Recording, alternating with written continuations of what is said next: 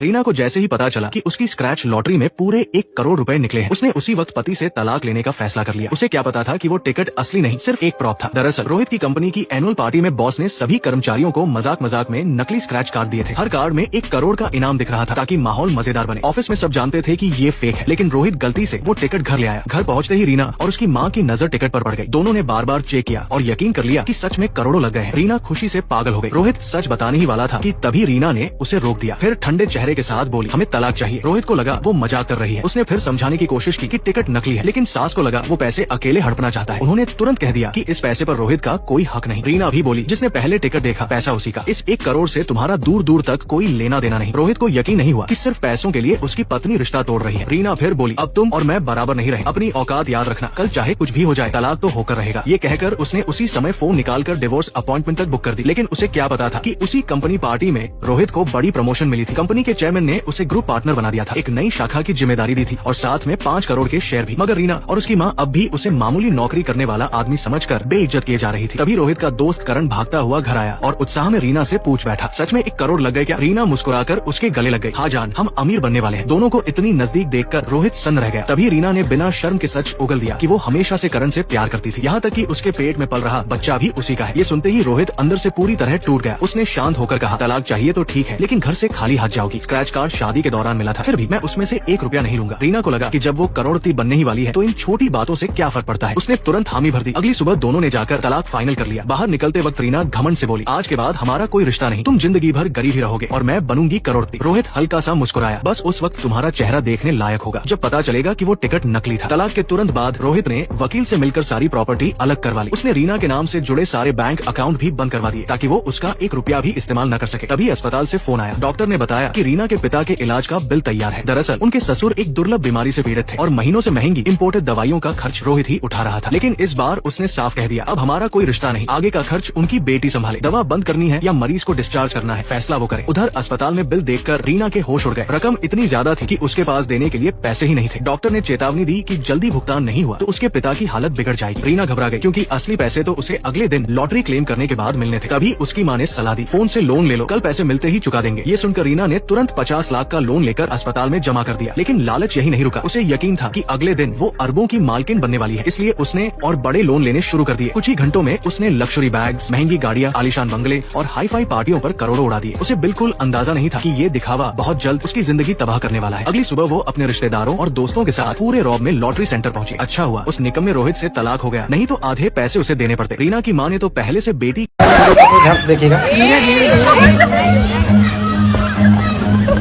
Run, run,